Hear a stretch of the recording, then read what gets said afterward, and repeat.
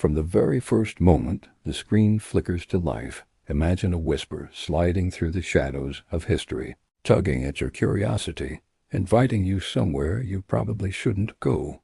Welcome back to the channel, where we peel back the silken curtains draping humanity's strangest, darkest, and most fascinating sexual past.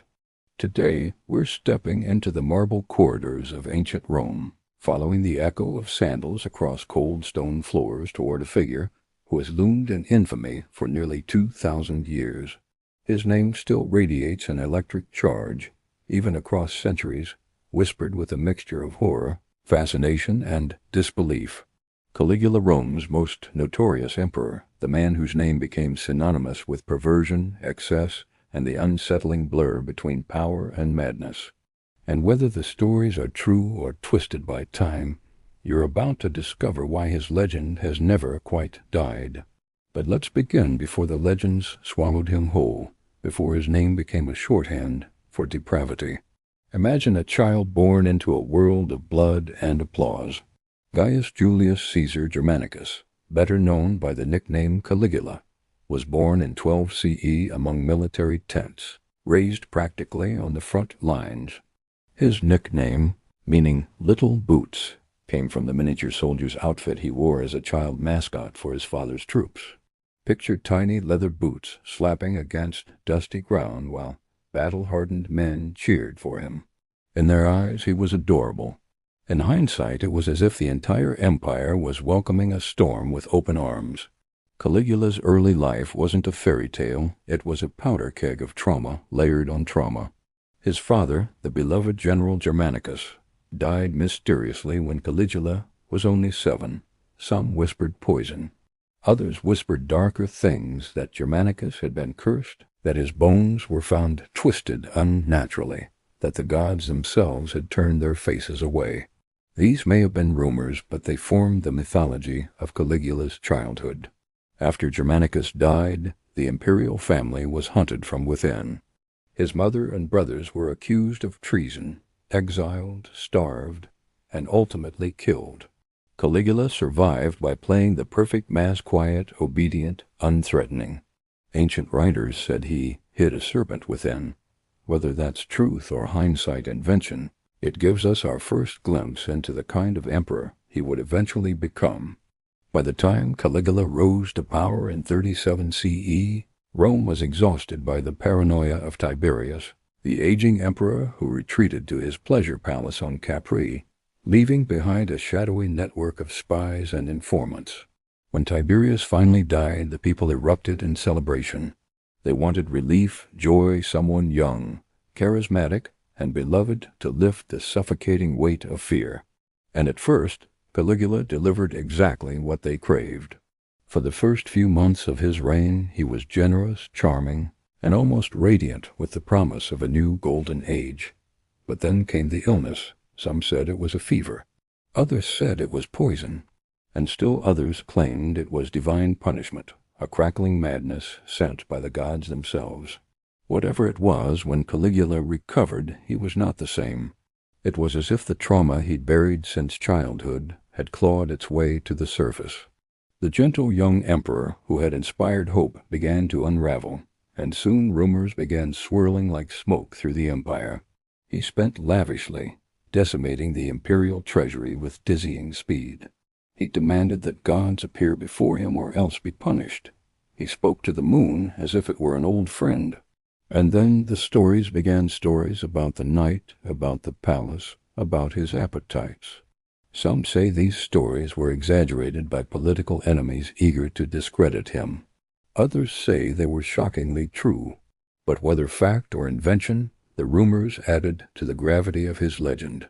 Imagine the palace as it might have looked at night, torches flickering in bronze sconces, shadows stretching like fingers across the walls, marble floors that echoed every movement. Servants walked silently, terrified of making a sound or catching the emperor's eye, because Caligula, according to the whispers, had turned the palace into a labyrinth of pleasure and spectacle. Ancient gossip claimed that he hosted night-long gatherings. Some said orgies where senators, wives, and high-ranking women were chosen, displayed, and dismissed like pieces on a chessboard. These stories, whether true or not, became embedded in Roman memory. Senators passed them down like curses to their descendants, scribes copied them with morbid fascination, and playwrights dramatized them for generations. But the most shocking tales weren't about the senators' wives. They were about Caligula's own sisters. Ancient writers claimed that he treated them not as family but as possessions, draped on either side of him at banquets, paraded before the elite as symbols of his absolute power. Were these stories true? Many historians think they were political slander. After all, Romans loved nothing more than tearing down a fallen emperor with lurid accusations. But the rumors persist, tangled somewhere between myth and history. Then there were the stories about his favorite sister, Drusilla. Some said she was the only person Caligula truly loved. Others whispered that she wasn't just his sister, she was his lover. The moment she died, Caligula reportedly shut down the empire in mourning, wailing as though the world had ended. Some tales even claimed he ordered everyone to grieve as though they had lost a wife, not a sister. And the darkest version of the legend insists that after she died, he had her declared a goddess so he could claim that their bond transcended mortal laws. Again, we don't know which parts are true and which are political fantasies, but the stories themselves shaped his legacy far more than facts ever could. The rumors didn't stop with his family.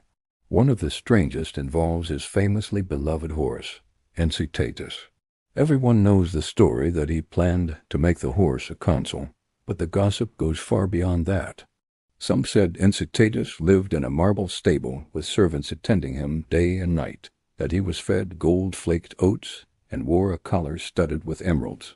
But the more shocking tale, whispered in later centuries, claimed that Caligula invited important officials to dine with the horse, offering them wine and roasted meats while the animal sat on a bed of cushions.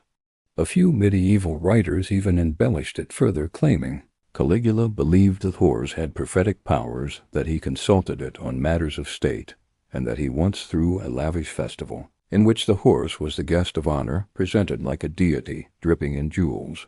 Again, probably false, but irresistibly dramatic. Caligula's fascination with gods is another part of his legend. He didn't just worship them. The stories say he wanted to join them. Ancient writers accused him of dressing as Apollo, Mercury, Venus, even as Jupiter, the king of the gods. In the most outrageous versions of these tales, the emperor allegedly forced people to watch as he reenacted myths in ways that were far from appropriate or reverent. Some claimed he built a bridge between his palace and the temple of Jupiter, so he could visit the god at night, whispering prayers or perhaps demands into the darkness. Others said he talked to statues, trying to convince them to step down from their pedestals and join him in bed. Of course, none of this can be proven, but history often remembers a man not by what he did, but by what people believed he did. One story that stands out completely unverified, but passed down like a ghost story, is that Caligula once threw a banquet meant solely for statues. He ordered the finest food, rare delicacies, whole tables of fruit and wine, set up in the courtyard. When guests arrived expecting to dine with the emperor, they instead found rows of marble gods seated at the table. Caligula reportedly told his bewildered guests that he preferred the company of gods to mortals, because at least statues didn't betray him. Was this a real event? Probably not. But it captures perfectly how the ancients imagined his mind: lonely, unhinged, and increasingly hostile to the world around him. And then we reach the rumors that are almost operatic in their excess. Tales of Caligula drifting through the palace at night, choosing partners from among the servants or nobility, guided by whims no one dared refuse. Stories of entire halls filled with cushions and lanterns, where the emperor reportedly staged elaborate performances that blended theater with ritual and sensuality.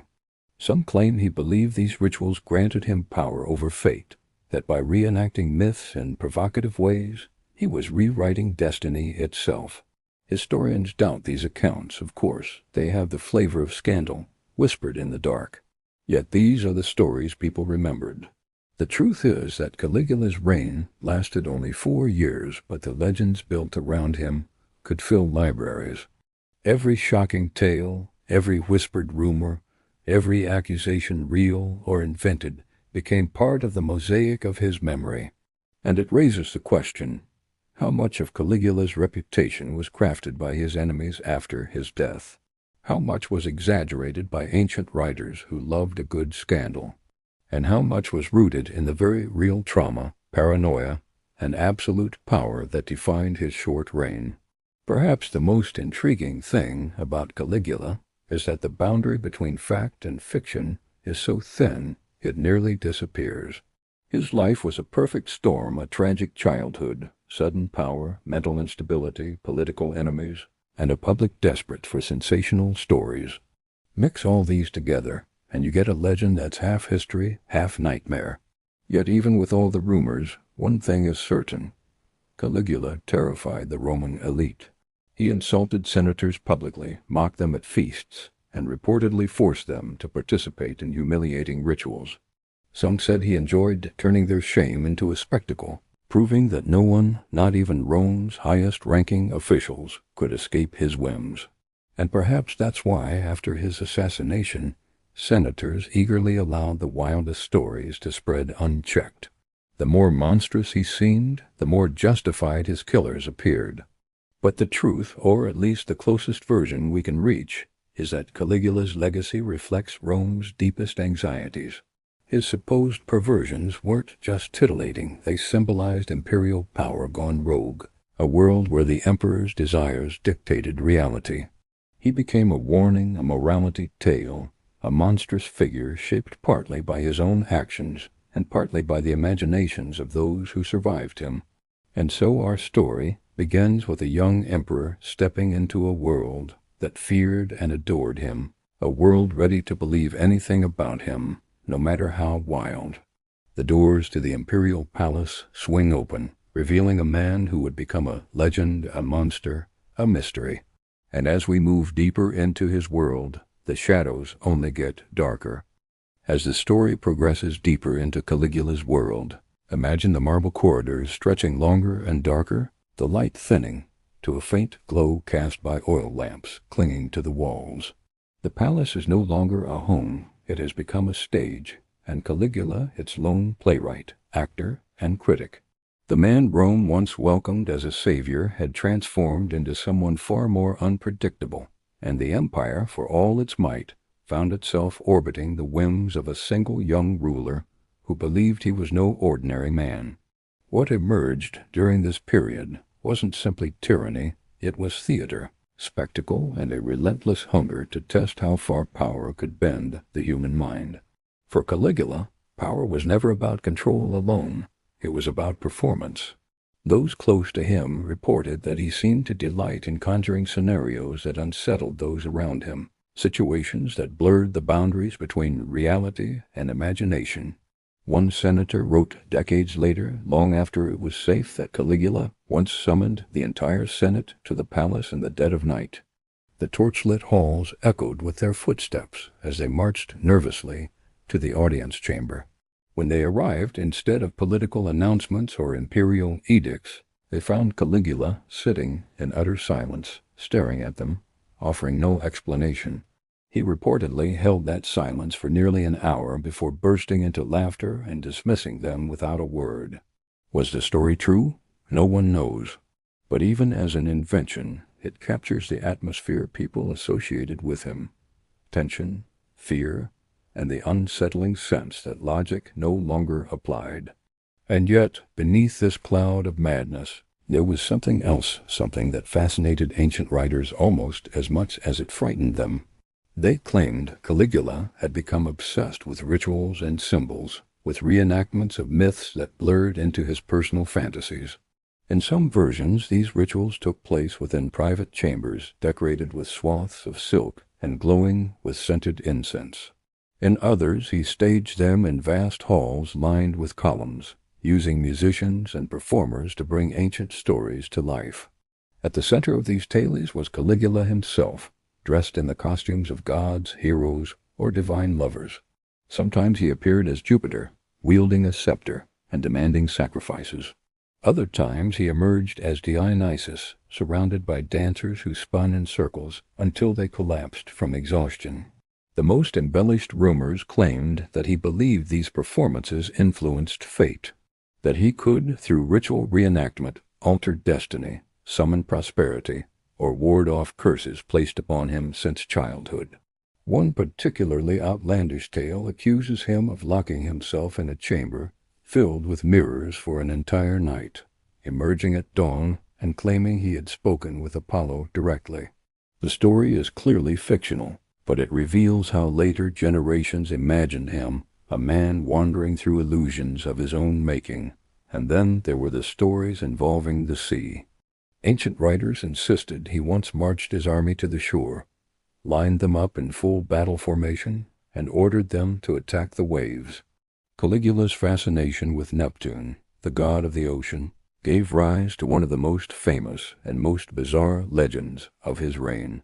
After the battle, he commanded his soldiers to gather seashells as spoils of war, claiming they were treasures taken from the conquered sea. Modern historians believe this was probably a political stunt, a mockery of the Senate, or an exaggeration invented to portray him as insane. But later sources embellished the event dramatically, adding that Caligula performed a ritual afterward by sprinkling the shells over an altar and declaring himself Neptune's rival. Some even claimed he built a golden chariot designed to ride across the waves, an impossible machine that sank immediately, its wreck supposedly visible for years until fishermen salvaged it. It's pure fantasy, but it illustrates how myth wrapped itself around his name until truth and fiction intertwined beyond recognition. Yet, as extravagant as those stories are, the palace rumors were even worse. Romans loved gossip, and Caligula provided a fertile environment for it to grow. Servants whispered that he wandered the halls late at night, entering rooms unannounced, selecting companions with an offhand gesture, and orchestrating scenes that no one dared question. Again, none of the details are confirmed, and many were likely exaggerated or invented by political enemies, desperate to make his rule seem monstrous. But the rumors captured the Roman imagination and painted a picture of a court where boundaries dissolved, where senators feared every invitation, and where the emperor's desires dictated reality. One tale claims he once forced a group of nobles to attend a midnight gathering in a garden lit only by braziers. They found tables covered in fruit, wine, and spices arranged in the shape of constellations. Caligula strolled among the tables, naming each configuration as though he had arranged the very stars themselves. Then, without explanation, he ordered the feast to be thrown into the fountains and dismissed everyone. It was theater, or perhaps madness, but for those living through it, the uncertainty was worse than either. Another story, likely a political smear, speaks of a night when Caligula shut the palace gates and announced that no one would leave until he decided so. The courtyards filled with murmurs and nervous glances. Hours passed. Some said he spent the whole time wandering the upper balconies, watching the crowd below, like a god surveying humanity. Others claimed he hid behind pillars, observing people and taking note of who seemed restless.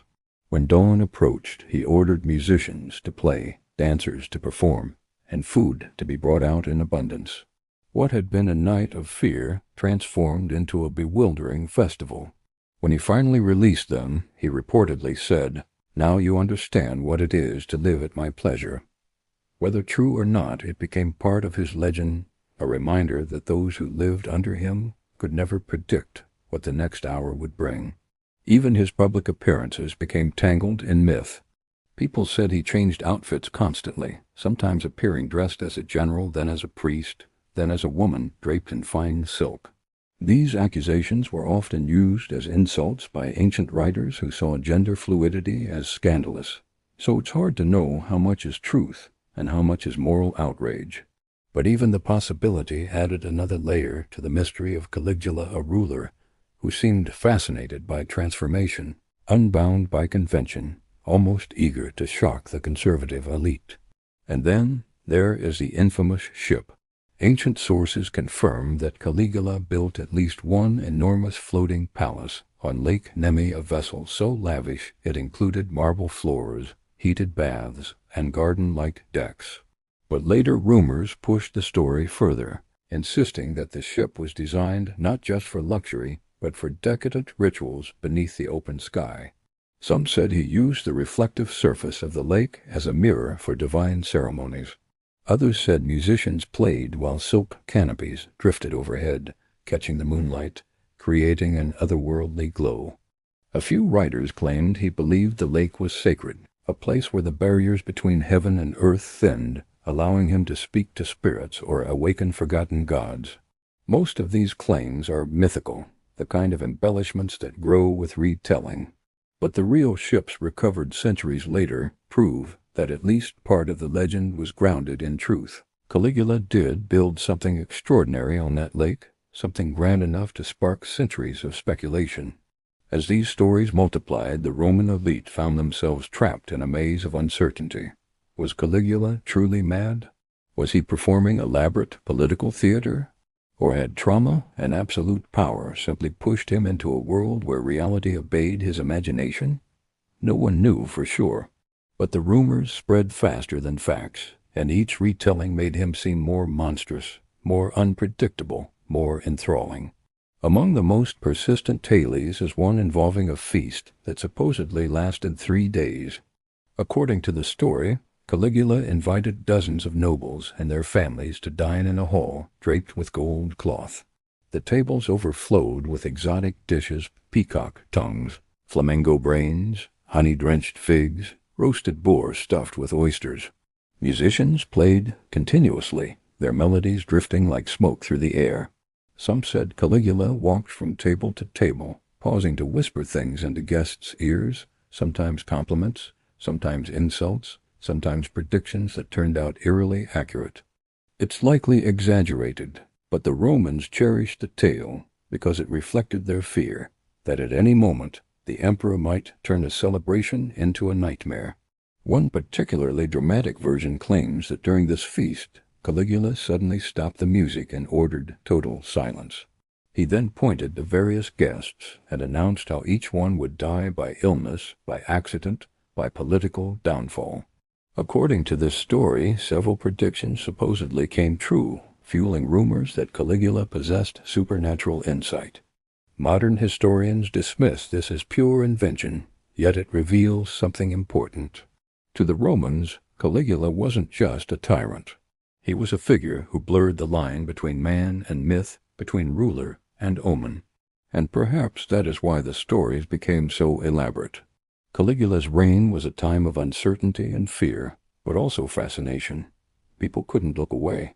Every whisper about him, true or not, held a strange magnetism. Even centuries later, scribes copied the tales with glee, adding new details, shaping him into a character who was both terrifying and mesmerizing. A man who stood at the center of a world transformed into surreal theater. By this point in his reign, the line between Caligula the man and Caligula the legend had begun to dissolve. The world saw him not as an emperor, but as a force unpredictable, dramatic, demanding, impossible to define. And as we move forward, deeper into his final years, those legends will only grow darker, stranger, and more tangled with myth than ever before. As the empire drifted further into the strange orbit of Caligula's imagination, Rome itself seemed to hold its breath. The streets bustled as always, merchants haggling, children shouting, the smell of bread mixing with smoke rising from bakeries, but beneath the everyday rhythm was an unmistakable tension. People spoke in careful tones.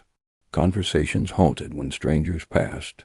Even the birds circling above the forum seemed to fly a little more silently, as if they, too, sensed that something unusual pulsed at the heart of the empire.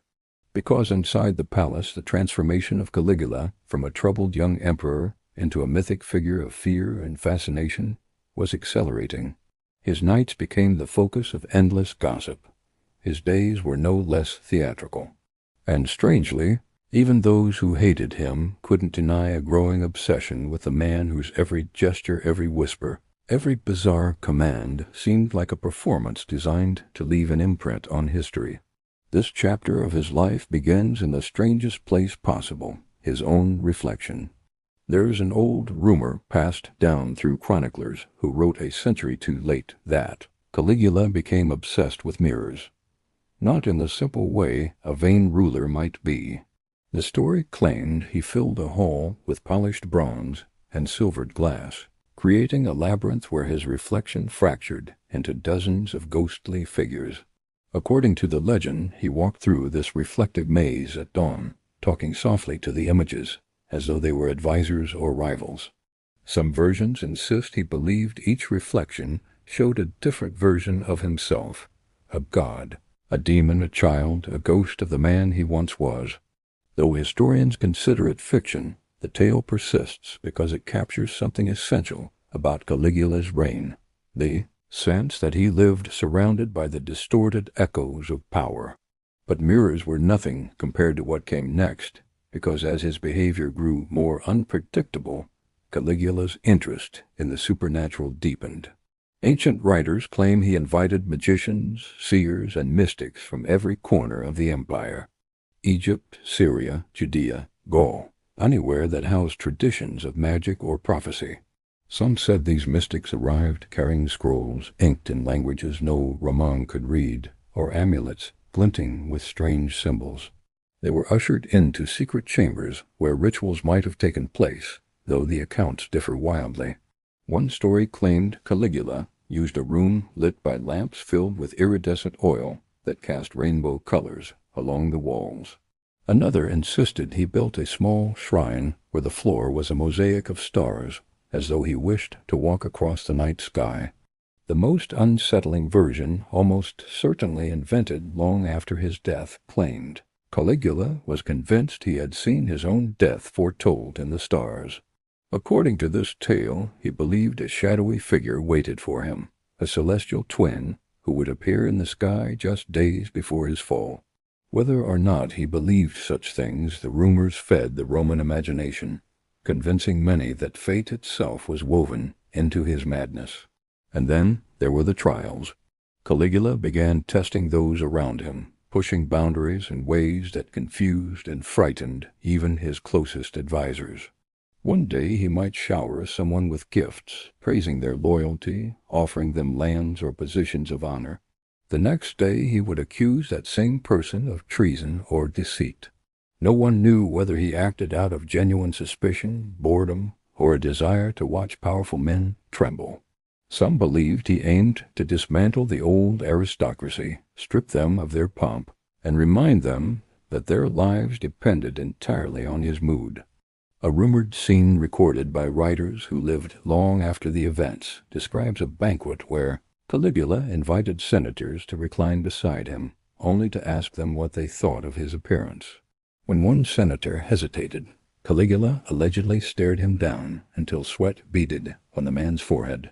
Another version of the tale claims he forced a senator to applaud him continuously for an entire hour, threatening exile if the clapping stopped.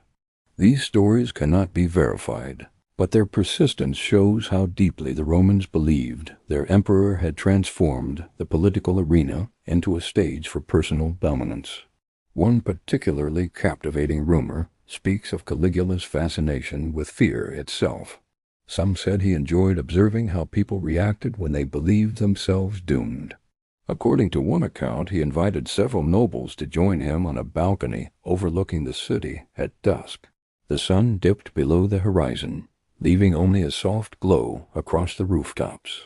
As they watched in silence, Caligula supposedly turned and asked, "Tell me, how would you face death if it walked through that door right now?" The nobles froze, unsure whether he was speaking philosophically or threateningly. After a long pause, he laughed, dismissed them, and went back inside. If this story is fabricated, and it probably is, it reflects the chilling image later Romans constructed of him, a man who toyed with terror as though it were a game. Another layer of Caligula's legend emerged from his relationship with the gods. He didn't merely compare himself to them. He reportedly demanded acknowledgement as one of them. Some writers claimed he ordered temples renovated so statues of gods could be modified to resemble him. Others said he walked into sanctuaries dressed in golden robes and instructed priests to offer sacrifices in his name.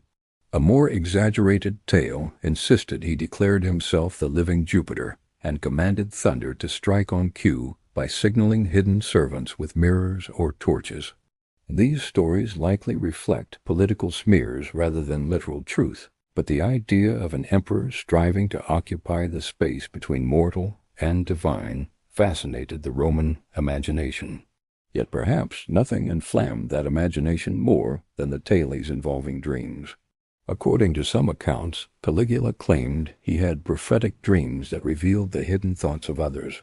He insisted he could see treachery before it unfolded, that the gods whispered warnings to him. One rumor states he once woke the palace in the middle of the night, demanding the entire imperial guard assemble, because he had dreamed of a plot. No plot existed, of course, but rumors say he searched every corner of the palace anyway, convinced that fate had brushed against him. True or not, these stories demonstrate how people perceived him driven not by reason, but by visions, omens, and impulses. But for all the stories about dreams and gods, the most bizarre tales of Caligula revolve around his attempts to rewrite reality itself. Some sources claimed he ordered his architects to create structures that defied reason, towers that served no purpose, bridges to nowhere, gardens built with exotic plants shipped from the farthest provinces. The most extravagant rumor claims he ordered a revolving dining room that turned slowly throughout a feast, imitating the movement of the heavens. Surprisingly, archaeologists later discovered a mechanism beneath Nero's palace that actually fits this description, leading some to wonder whether Caligula had inspired the idea decades earlier. A more dramatic, undoubtedly fictional version imagines Caligula constructing a mechanical sun that rose in his bedroom each morning, glowing with artificial radiance. While this invention almost certainly never existed, it reflects how people of later generations envisioned him, a ruler who tried to command even the sky. And then comes a story that is almost too strange to ignore. Some ancient writers recorded that Caligula believed he was plagued by a spirit that followed him everywhere. They described him pausing mid-sentence, turning sharply as though he had heard someone whisper in his ear. Servants claimed he ordered candles placed in every hallway because the spirit feared the light. One dramatic account even claimed he chased the spirit through the palace one night, shouting threats, his footsteps echoing through the corridors like a man battling invisible enemies. Modern historians dismiss these stories as exaggerations, but they shed light on how the ancients saw him, isolated, paranoid, and wrestling with demons, real or imagined. Even his relationship with nature became entangled in myth. One story tells of Caligula visiting a sacred grove at night, accompanied by only one guard who later died mysteriously, leaving no witnesses. Another rumor suggests he tried to command the moon to appear earlier so he could perform a ritual. Yet another claims he believed the wind itself was conspiring against him, and once threatened to punish it by ordering all ships to remain docked until the weather showed loyalty. And then we come to the whispers that spread farthest, fueled by those who most wanted him gone. The senators, the aristocrats, the counselors who saw their own power evaporating. They described scenes where Caligula forced them into humiliating roles, where he treated the empire as a toy and its leaders as puppets. Some claimed he dressed senators as performers, instructing them to sing or recite poetry while he judged their efforts.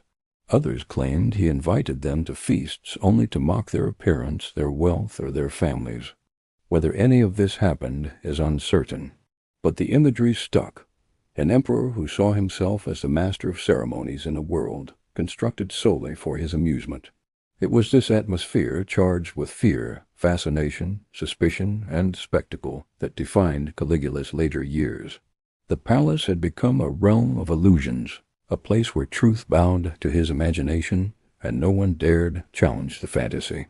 And mixed among all the rumors were small glimpses of a fragile reality, a young man damaged by trauma, elevated too quickly, surrounded by enemies, unable to trust even the shadows in his own bedroom.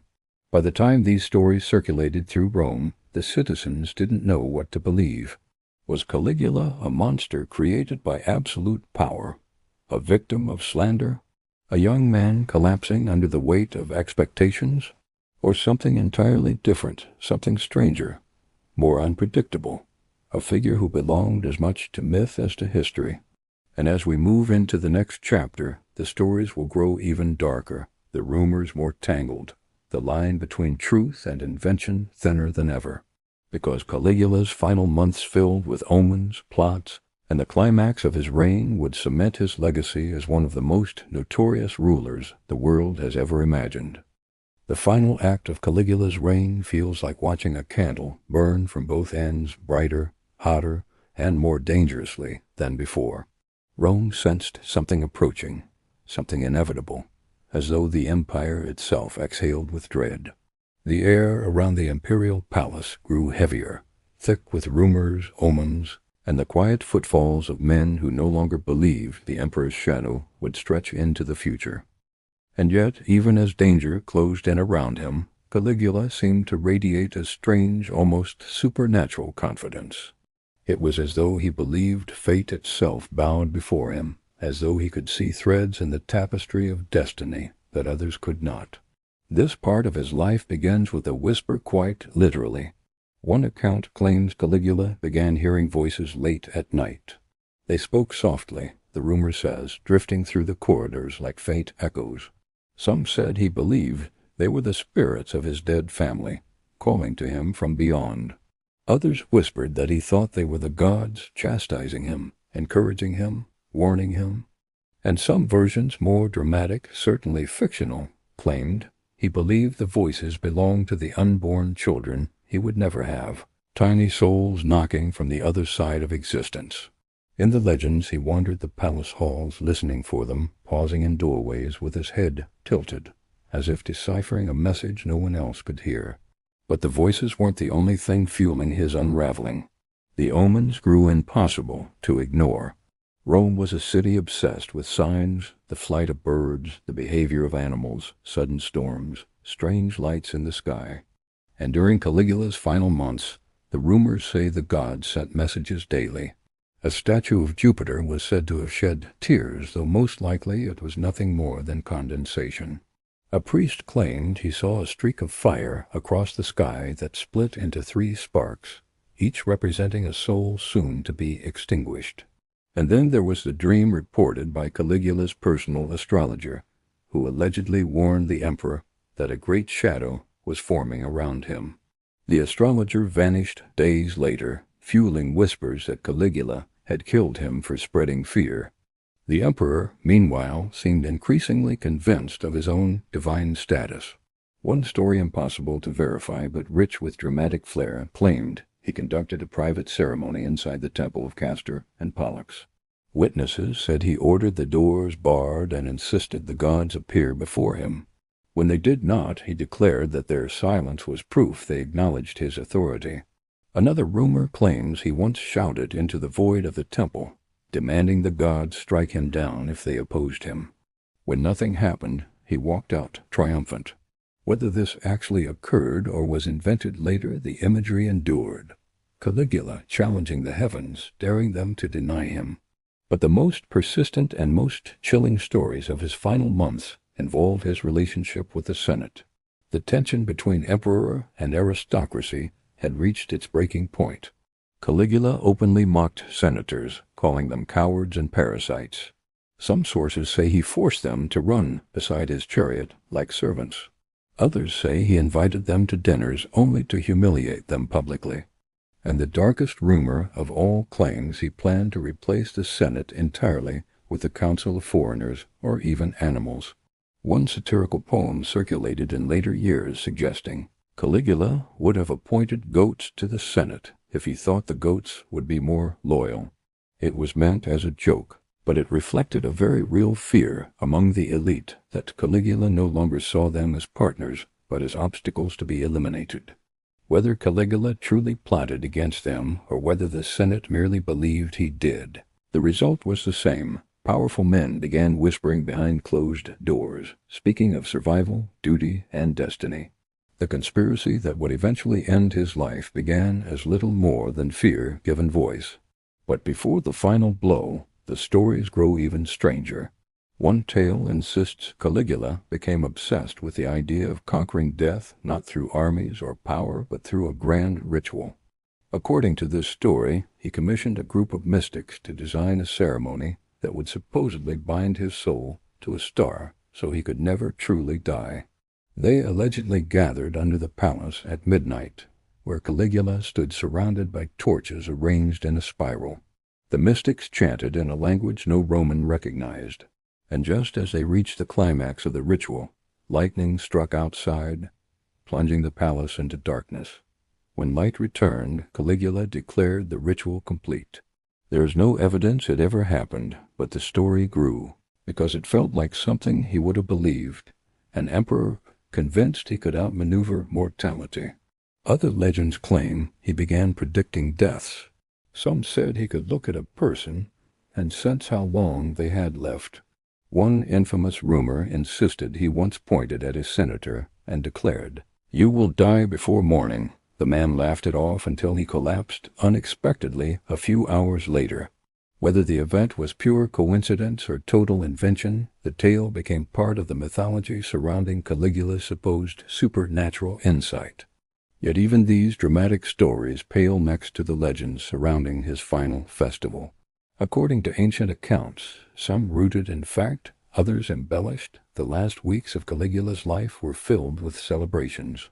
He organized a lavish festival honoring himself, the gods, and perhaps something else entirely, something darker.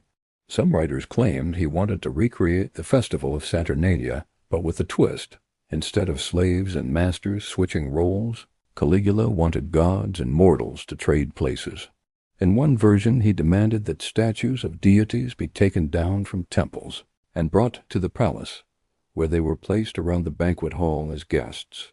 In another, he forced priests to wear masks of animals while he wore a golden crown. The more exaggerated versions claim the entire festival was a blur of chaos, rituals, and bizarre proclamations. Yet underneath all the theatricality, there was a sense of accelerating momentum. Something was coming. The omens intensified. A rumor says that on the night before his assassination, the moon appeared unusually large and red, casting a bloody glow across the palace gardens. Another insisted Caligula awoke from a nightmare screaming, swearing he had seen a figure standing over him with a dagger made of starlight. Still another claims that his servant heard him mutter, "They will come tomorrow," though no one knew whether he meant enemies, spirits, or something else. On the day itself, the stories become stranger still. Some accounts say that Caligula laughed more than usual. Others say he moved through the palace with an eerie calm.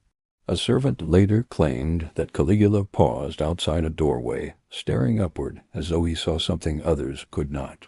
When asked what he was looking at, he supposedly replied, "A shadow that doesn't belong." This quote cannot be confirmed, but it endured because it fit the fractured portrait history painted of him, part visionary, part madman, part myth. When the conspirators struck led by Praetorian guards who had once sworn loyalty, Caligula reportedly reacted not with fear, but with shock. One legend claims he thought the attack was a performance, part of a mock battle arranged for entertainment. Another insists his last words were, "I still live," shouted defiantly even as the blows fell. Still another says he tried to invoke a curse with his dying breath, but the words failed him. And of course some versions insist he died in silence, staring at the ceiling as though trying to understand how fate had turned against him. What is certain is that the conspirators killed not only Caligula, but his wife and young daughter as well an act later. Writers portrayed as either a necessary purge or a tragic massacre, depending on their loyalties. The Senate briefly attempted to restore the Republic, only to be interrupted by the Praetorian Guard, declaring Claudius, Caligula's uncle, the new emperor. But in the aftermath, something extraordinary happened. Far from vanishing, Caligula's legend exploded. The stories became richer, stranger, more haunting with each retelling. Some said his ghost prowled the palace for months, appearing at the spot where he fell. Others insisted the gods punished Rome with famine because Caligula had not received proper burial rites. And the darkest rumor of all claimed that anyone who slept in his former bedroom felt a cold breath on their cheek at night, followed by a whisper in the dark. In death, Caligula became larger than life, a figure woven from trauma, fear, fascination, and centuries of storytelling. And it is this final evolution, Caligula transformed from emperor into myth, that leads us into our final chapter, where we reflect on how history, rumor, politics, and fantasy fused to create one of the most infamous reputations in the ancient world. In the silence that followed Caligula's death, Rome must have felt strangely hollow, like a theater after the curtain falls and the last echoes of applause fade into dust. The emperor was gone, his body removed, his enemies scrambling to reshape the future, but his presence lingered. People still spoke his name in low tones, glancing over their shoulders, as though he might turn a corner at any moment. And almost immediately, the stories began to grow.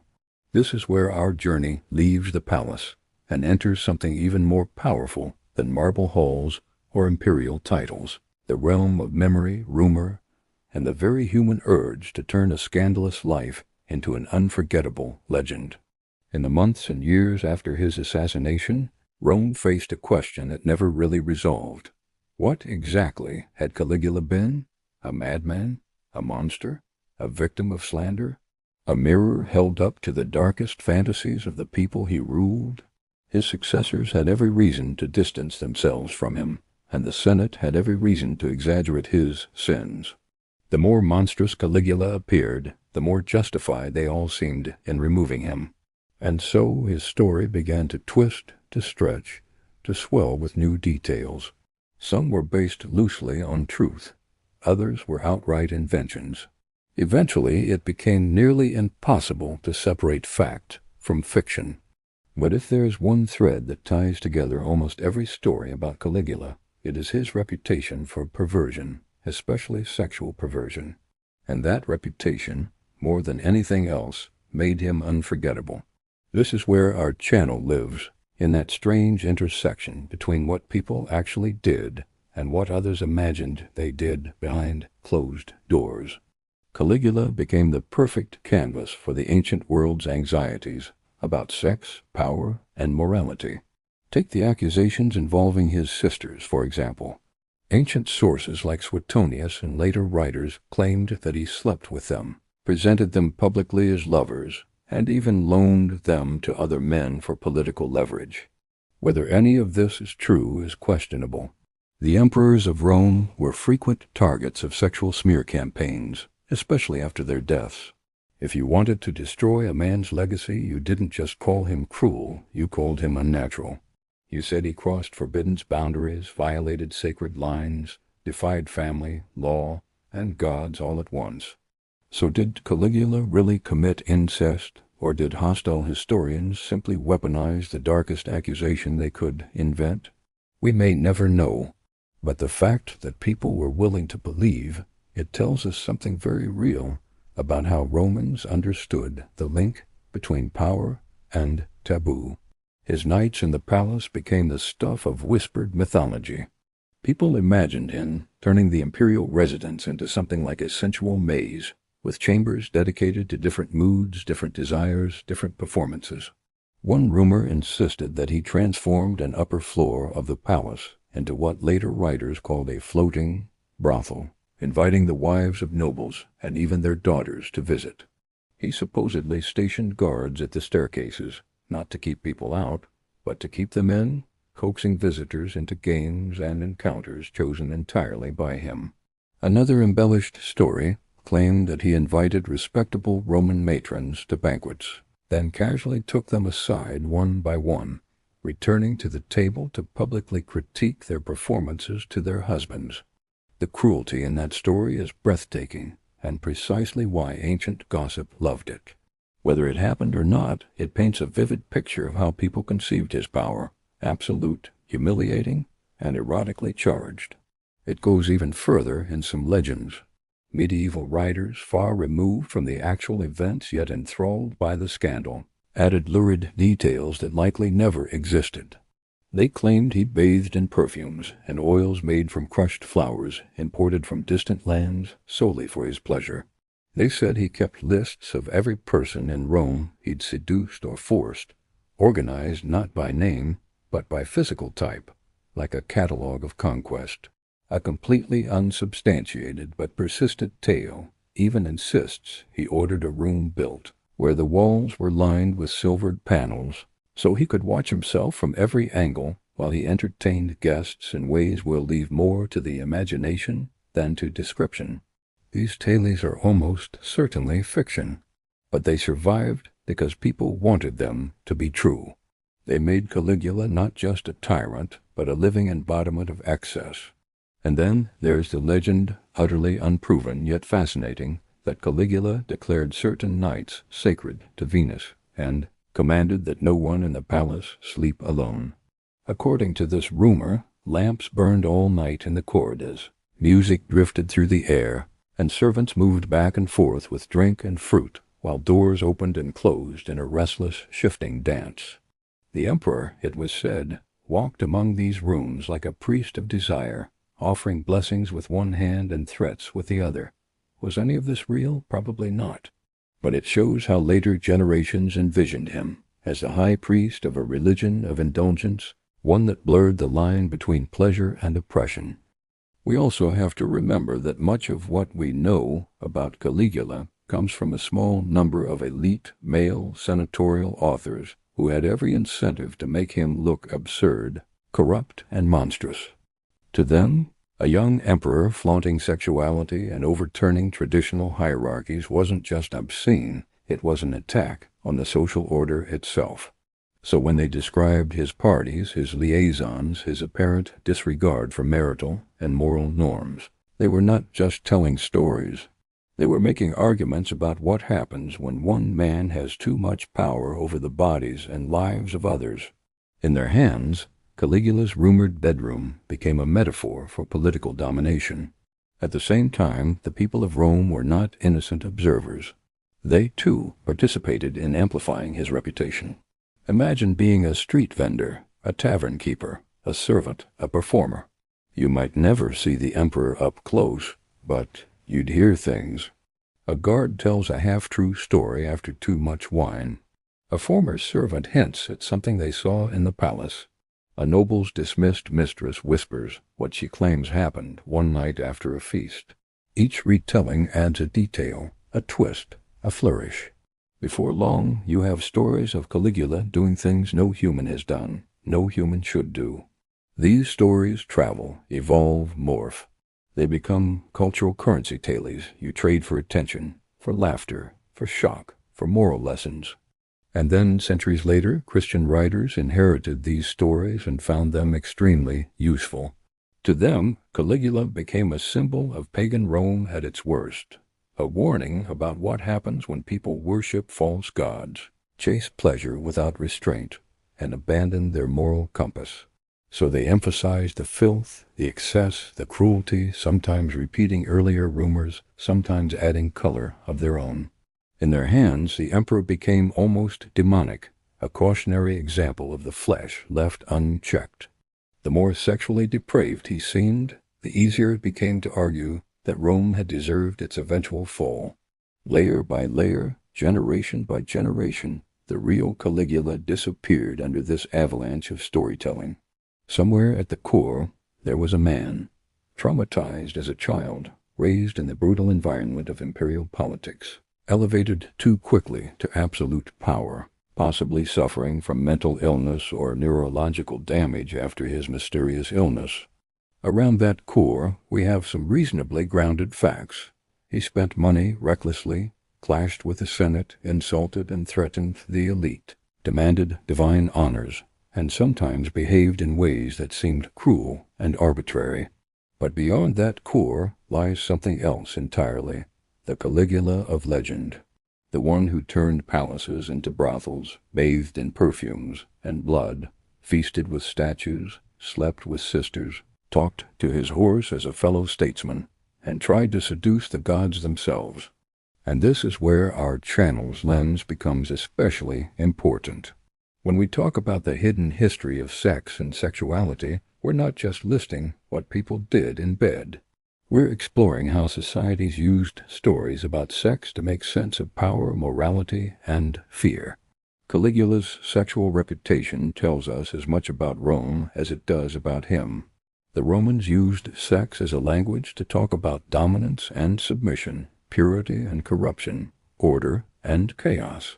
Saying an emperor was perverted wasn't just about his private life, it was a way of saying his rule itself violated the natural order. Think about how his name is used today. Even if you've never read an ancient source, you probably know that Caligula means something like wild, depraved, uncontrollable. He's been portrayed in films, novels, and pop culture as a man drenched in vice, surrounded by orgies and bizarre ceremonies. Entire modern fantasies have been built around the idea of his court as a non-stop carnival of excess. Some of these depictions lean into outright erotic horror, turning his palace into a nightmare of abuse and spectacle. In a way, he has become less of a person and more of an archetype, the ruler who lets desire and power spiral into something monstrous. But here's the twist. The more we peel back the layers of rumor and invention, the more he becomes human again. Not sympathetic necessarily, but understandable. We can see how someone shaped by trauma, handed limitless power, surrounded by flattery and fear, might distort their own sense of reality. We can see how his enemies, after his death, might seize on that distorted image and stretch it beyond recognition. And we can see how later cultures layered their own anxieties about sex onto his story, exaggerating his vices to warn others away from theirs. So was Caligula truly the most perverted king in history? Maybe, maybe not. The honest answer is that we don't have enough reliable evidence to know exactly what he did behind closed doors. What we do know is that his reputation became a magnifying glass for everything Rome feared and fantasized about. The idea of an emperor who saw other people's bodies as toys, of a ruler who turned family structure inside out, of a man who confused divinity with desire and politics with pleasure. Whether all the details are historically accurate almost doesn't matter anymore. The myth has grown larger than the man. And yet, that myth is precisely why we're still talking about him, nearly 2,000 years later, on a channel dedicated to exploring how human sexuality has shaped, distorted, and illuminated history. Caligula sits at the intersection of these forces. His story reminds us how thin the line can be between fact and rumor, between report and fantasy, between what people do and what others imagine they do. As we step back from the marble corridors, the flickering torches, the whispered gossip, and the alleged rituals, we return to the present, to you, watching this video, carrying these images in your own mind now. Which parts felt real to you? Which felt like over-the-top legend? Which rumors shocked you, and which almost made sense in the twisted logic of imperial Rome? That reaction you're having, that mix of disbelief, curiosity, and maybe a little unease, is exactly the space where stories like Caligula's survive. And this is where we'll leave him, not as a neatly solved mystery, but as a question. Was he the most perverted ruler in history, or the most slandered? Was he a predator, a product of trauma, or a projection of everyone else's darkest fantasies? Maybe he was all of those things at once. History rarely gives us clean answers, especially when sex, power, and politics collide. If you've stayed with this story to the end, you're exactly the kind of person this channel is for. We dive into the hidden history of sex and sexuality, not just to be scandalous, but to understand how desire, taboo, and rumor shape our world. From Roman emperors and pharaohs to medieval kings, sacred courtesans, secret cults, and forbidden rituals, there is a whole underground river of human experience flowing just beneath the surface of the history you learned in school. So now it's your turn. Tell us in the comments, which detail about Caligula surprised you the most? Was it the rumors about his sisters, the legends of his lake palaces, The stories of divine role-play and mirror-filled halls, or the idea that so many of his perversions might say more about his enemies than about him? And what do you think? Was he truly a monster of desire, or a human being twisted by the stories told about him?